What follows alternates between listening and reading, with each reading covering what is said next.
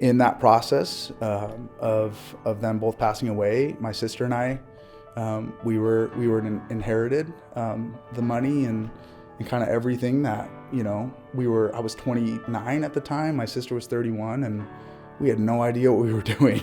Like, we didn't know what to do. We had no idea what the next steps were in any of it. It just was this unknown.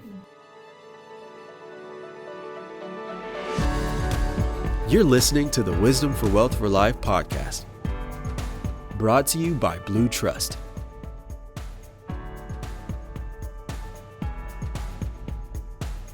In this episode, private wealth advisor Daniel Chacon meets with David and Melisenda Stone. The Stones share how their financial situation drastically changed after inheriting half of David's father's estate. The Stones share with us how they dealt with the tragic loss of their parents and what it means to steward a new inheritance. Let's listen in now. Well, thanks for coming. Yeah. It's really fun. Yeah. How you guys doing? Good. Well, the reason I wanted to have you guys on was, one, I want to learn kind of more about your story personally for me. And I think it's a good platform to kind of share. I think it's a powerful one. It's been like 2 years now, I think so, since both your parents went to be with Jesus. And a lot happened during that year of just managing all of that. And in addition to, managing the estate, inheritance, all that stuff that comes with a year like that. So, man, can you just walk through that season of life for me? And what were some of the challenges that each of you faced and all that? Yeah, I'd love to. I'd love to say before we move forward that this, like Daniel said, I lost both my parents 2 years ago. But before we move forward in what we've kind of gone through, we it has been the last 2 years of challenges and hurricanes. So it feels like we're going to do our best to articulate that the best that we could. And we've just walked through so much grief in that. So we're still in it. But secondly, if we were to trade any of it away, right, we would still have my parents here. If there was anything that you'd want to hear from us is gosh, we're so blessed with what we have now, but man, we traded all to have my parents back. So just wanted to share that as we move forward. But kind of the last 2 years, what's that look like for us is we're going to start with COVID. So that was really COVID hit, and that was for everyone horrible, really difficult season. And so that kind of propels us into what happened next. And so a couple months into COVID, my dad actually got diagnosed with prostate cancer. And so that was I remember them telling me on the phone, I just broke down crying of this was the first thing that, the closest that I've gotten to cancer, and it was my dad. And so just broke down. But it wasn't as bad as I thought it was. They caught it pretty early. And so they started him on chemo and all that stuff. And, but that was also difficult, is why we bring up COVID, because we couldn't see them. So it was a good 4 or 5 months where we couldn't see my parents because we didn't want to get him sick and we didn't want to get him exposed to COVID or sickness. So we didn't see him for a while. We didn't see him as frequent as we usually did. And so that was difficult. So fast forward a little bit further, and things with my dad started kind of getting better. But then in August of 2020, my mom got diagnosed with glioblastoma brain cancer, which threw us all for a wrench. She started kind of getting some symptoms of forgetting things. That she's been the financial person of my house all my life, and she started forgetting numbers, and she forgot just so many things that she usually is on. So we started saying, what's really going on? And that was when the journey of her chemo and her cancer started, and it was about a 6-month process of that, of both of them having cancer, where my dad was actually getting better, but my mom quickly, within 6 months, she declined really fast. She had to end up giving up with chemo because it was just so much. And 6 months later, she passed. And we were with her in that room. It was just so God was with us, and His presence was moving, and we got to say goodbye to her when she took her last breath. So there's grief in that, but there's also just hope and knowing that Jesus is by our side, right? And that's really the theme of our last 2 years is he's been by our side the whole time. And so that's just really cool knowing that. And so she passed. That was really hard. My dad had a really hard time with that. And then and during that time, I had become pregnant, and we had become pregnant with our daughter Jubilee. And so this is where we know God's love for us is so real, because in this hardship of pain and grief and complete darkness for our families, we were blessed to have life growing inside of us. And if y'all would ever see her, she is the splitting image of David and his mama.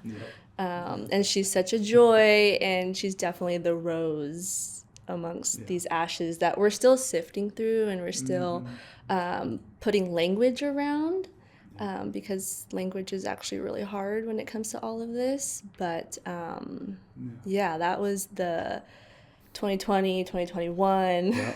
Yeah, so we got to tell my dad. Yeah. So we got to like tell him, hey, you're gonna have a grandbaby, and he was just so excited. And in that time, his knee started giving out randomly and started falling every now and then and losing his balance. And we're just like, what's going on? He's never done this. And it just kind of kept happening with both knees.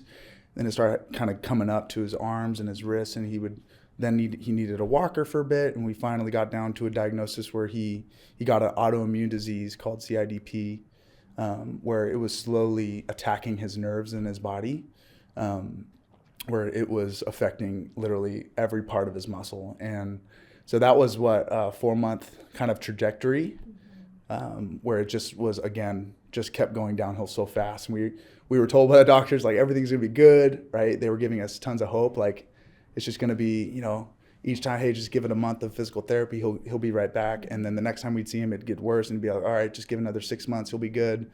Kept getting worse. Hey, another year, but he'll be good. And then when it got really bad, he basically couldn't move. He was paralyzed from his head down. And one morning we got the dreaded call at 4 a.m. that the caregiver called us saying he wasn't breathing, and it was heart-wrenching because we just had so much hope that he was going to be okay. And that was that rocked, my mom rocked us in her passing, but this one was just like I still got anger, I still got things I'm sifting through with the Lord of like, why, like what happened with that? Jesus, what's going on with that? But that's what happened. Those are the last 2 years for us. And really in that process of them both passing away, my sister and I, we were inherited the money and kind of everything that I was 29 at the time, my sister was 31, and we had no idea what we were doing. Like we didn't know what to do. We had no idea what the next steps were in any of it. It just was this unknown where we were like, how do we even literally what's our next step? Like we just went day by day of trying to figure things out.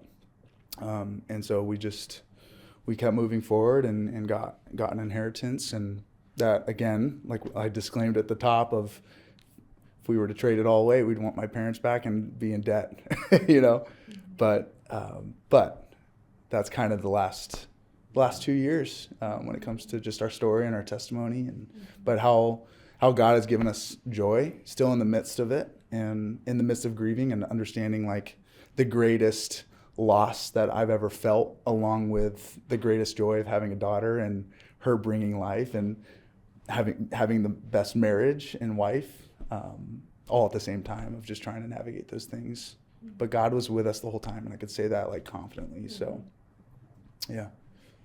Anything you'd add, Melly? Yeah, no, we definitely leaned into our faith, but also just the legacies your parents, left behind, which I still, to this day, hear your mother telling us, do not lose faith at all. And God gives us joy, and do not lose that. And she reminded us of the enemy and like what he's capable of doing. And so, yeah, I think it's definitely our responsibility to keep their legacy going. And the two things that they were very big on were Jesus and their family. Yeah.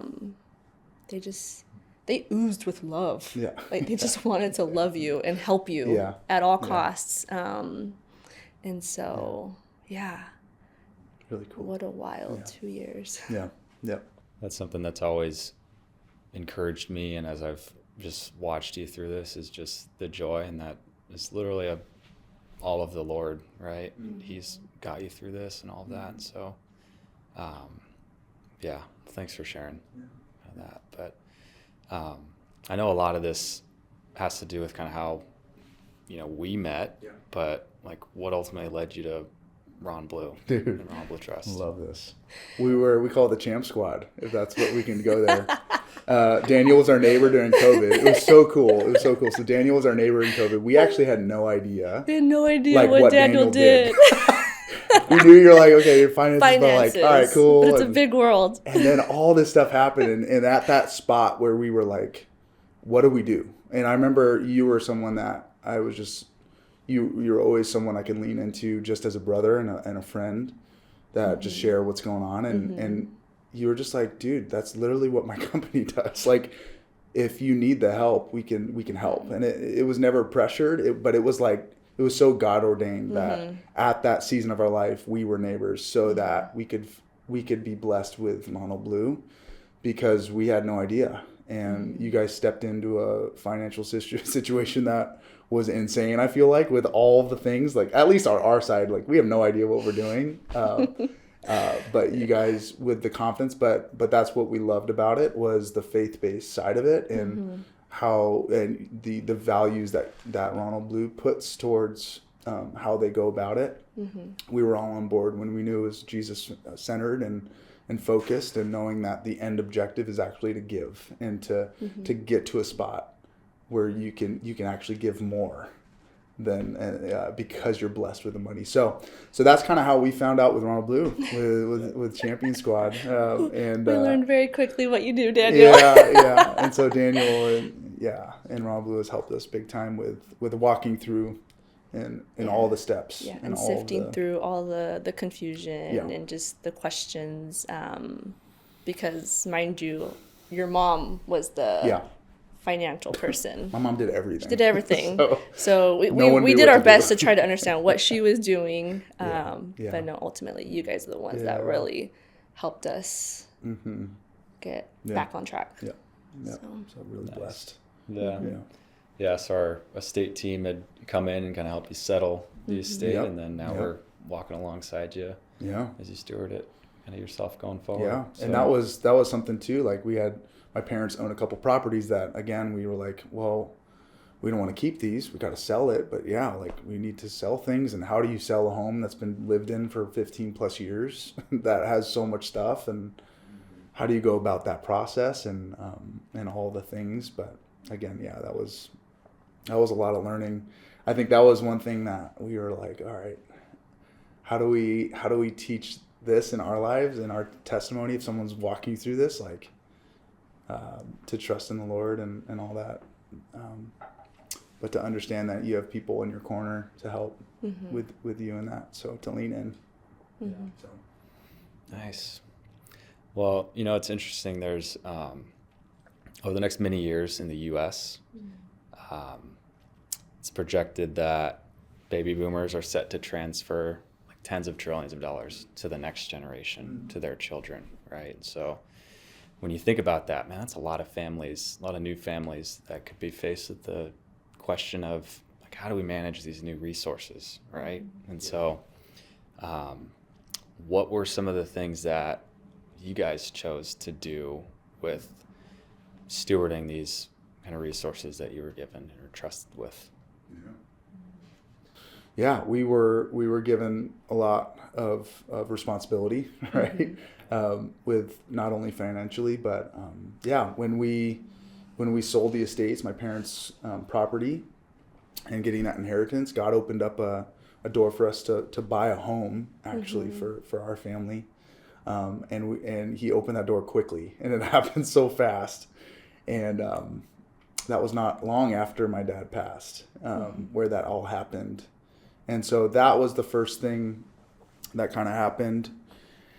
And then, so we used that to pay off half the home and got a loan. But our goal was to still pay that off, so that we could live debt-free without a mortgage over us. Mm-hmm.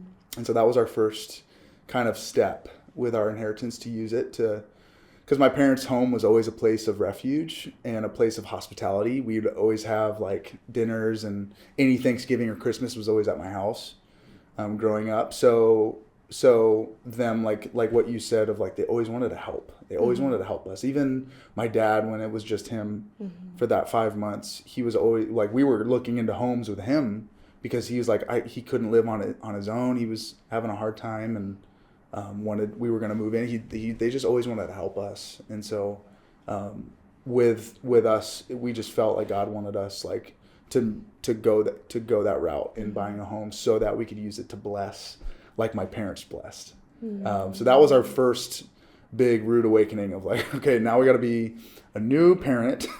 Literally, we had Jubilee in November, and we closed on the house in December. Early December. And we moved just 3 in weeks. Just 3 weeks. 3 weeks of baby to then moving in and moving out of our apartment to a home that, again, is just, we were always planning on buying.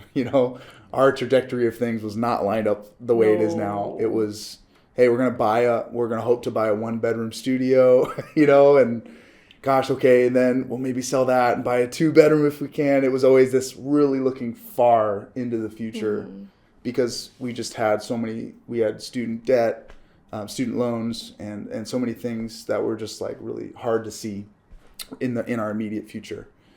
So everything just happened. We got the home, and then our next step was to pay off our student debt, because that was our next huge thing that was looming over us like a cloud, like a dark cloud, man. It was just like, we were hoping, okay, maybe the government will forgive it and we're good. That was like our hope, dude. Like, let's just be real, dude. I'm like, very much a dreamer in that way. Yeah. Just do you, that'd be cool. But no, but we were also ready. So we tackled that. Got paid for. And got all that paid off.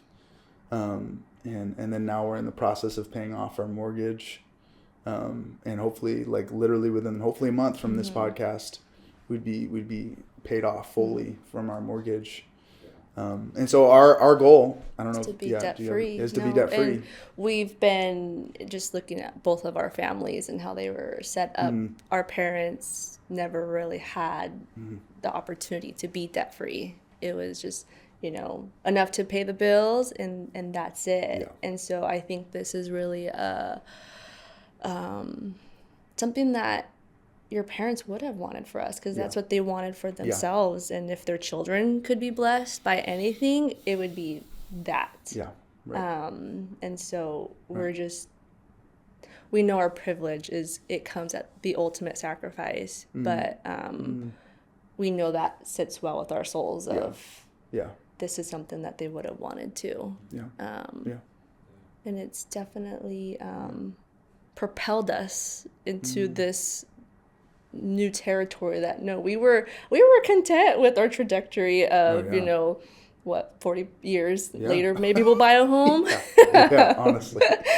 But no, it kind of just like went real quick. So there's been a lot of growing pains and a lot of things that we're 30 now and homeowners in Southern California, and it's just there's a lot of things that we're just still processing.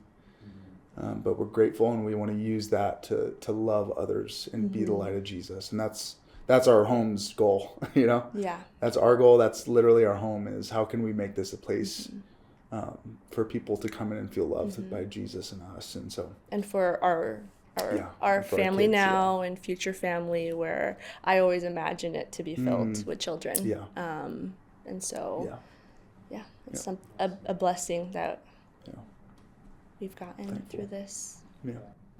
Yeah, and you guys kind of talked about it, but like kind of what it means to live debt-free for you. And I know we've talked a lot about the philosophy and the principles, right? Of like, no matter what season of life you're in and what life throws at you, and if you stick to the principles that are found in God's word, like, man, first, like, God owns everything, right? God owns it all. And setting those long-term written goals and spending less than you make, avoiding the use of debt, which is what we talked about right now, and not putting all your eggs in one basket, and being generous ultimately, right? And so those are those principles that are always true, relevant, and never change. And so, I mean, you kind of touched on what it means to live debt-free for you. And can you talk a little bit about how, you mean, with the home, how is living debt-free, or how is eventually being debt-free, how do you think that would enhance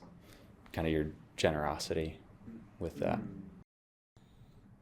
Setting aside more money, not only tithing, but giving more, and then even giving more than that, and being spontaneous in my giving, and being able to say, if the Holy Spirit tells me to do something, I want to do it. And if it's financially, I want to do it, and I want to obey. And so to have that freedom to do that, I mean, you should do that no matter what, but sometimes it's hard. I get it. But man, to know, like, all right, we're going to be okay. If God, you're prompting me to do this, I want to do it. I want to obey you. So that's something that comes to my mind thinking of that. Do you have anything? Yeah, I think it definitely allows us to hold things not so tightly. Because at the end of the day, we know that this is all God's, and what He's given us, it's His. So we are giving, His people what they need, and so yeah. It's good. That's good. Well, what sort of advice might you have for young families, millennials, that like find them in this season of sudden wealth? Anything that any wisdom you'd partake? Well, definitely our main one is seek wise counsel. Yeah. I think that is that is so key right there, because we couldn't have done any of this without your guys' help and just guidance. And honestly, just answering all of, I feel like mine are like really lame questions, but really it was so confusing. And that's okay. That's what we're here for. But seek wise counsel. I think for me, your firm foundation with Jesus is what got us through that. I would say if I didn't have Jesus, we wouldn't be here, and knowing that He's been faithful through it, like I said, and He's given us peace that surpasses our understanding. I love that Isaiah 26:3, for you, Lord, give perfect peace to those who keep their purpose firm and their trust in you. And I felt like, to the best of our ability, we've kept our purpose firm in Jesus, and then we've trusted in Him so that He's given us peace that we don't understand, and joy. And even the other, I think it was a couple months ago, I finally realized, like, okay, I think I'm getting out of the grief. I think I'm starting to get into some more joy. It was a long trajectory of me trying to figure out emotions and learn how to grieve, and because I've never grieved anything this deep. And so learning how to do that healthy with Jesus on my side, with a wife that is there for me, and me so for her, and people around us that spread life into us and remind us of Jesus. I think that's key. If there's anything you'd get from this, is we couldn't have done it without Jesus. We couldn't have. And just so thankful for my parents that exemplified that for us, and how they lived their life, and exemplifying how to worship Him even when you don't feel like it, and love Him even when you don't feel like it, and trust in Him when you don't see it or you don't understand, and to ultimately just say, God, you are in control, right? And that was something that we okay, Lord, why'd you do that? That's the question, right? That we all kind of have at some point in our life is, well, why is that? Why'd you allow that to happen? And understanding that, God, your will is bigger than mine. Your will is far, far bigger than my mind can even figure out. And me knowing and confident that they're in heaven. They are in heaven and like in the presence of Jesus and living their fullest life, not on a bed with cancer and sickness and pain, but knowing that what they've left us and now getting to experience the presence of God and all of his glory, man. It's like, okay, thank you, Lord. I'm going to live my life now knowing that, and I want to exemplify that because thank you, right? So that would be my advice for millennials or anyone that's in the situation that is having a difficult time. And also grieving is okay. It would be my next thing, right? Yeah. Trusting in Lord, but especially as a dude, it's just hard to grieve sometime. And so I learned how to do that and figured that out and be okay when the tears suddenly hit and you feel low, and be okay with that and be open. So that's what I've had to learn in this season, how to do that the best I can. So.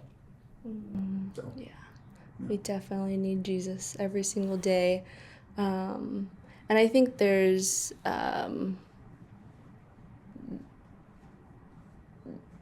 like a diligence for every season to be had. Like no matter what season you're in, be diligent in that season because you never know what that's going to lead you to.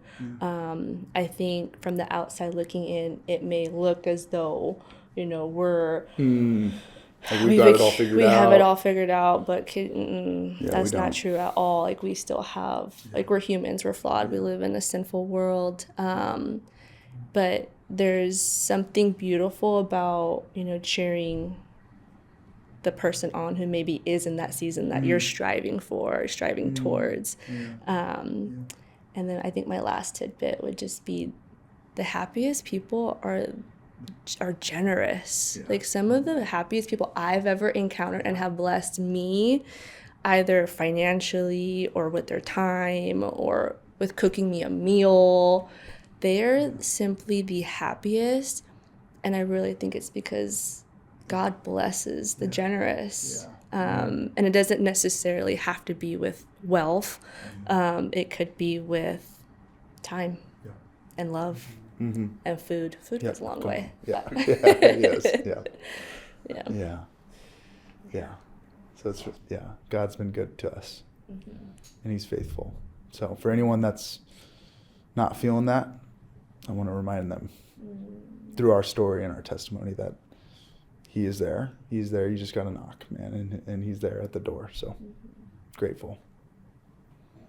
Thank you so much for just sharing encouragement to others, and we're here cheering you guys on, and just a blessing to hear from both of you, and just thanks for coming on. Yeah, it was a lot of fun. Appreciate it, Dan. Yeah, man, of course. Thank you so much for listening to the Wisdom for Wealth for Life podcast, brought to you by Blue Trust. Thanks so much for listening, and please subscribe to wherever you listen to your podcasts. Trust and investment management accounts and services offered by Blue Trust are not insured by the FDIC or any other federal government agency, are not deposits or other obligations of, nor guaranteed by any bank or bank affiliate, and are subject to investment risk, including possible loss of the principal amount invested. The information in these podcasts is provided for general educational purposes only. It is not intended as specific individual advice. The client's experience may not be representative of the experience of other clients, and they are also not indicative of future performance or success. Opinions expressed may not be those of Blue Trust.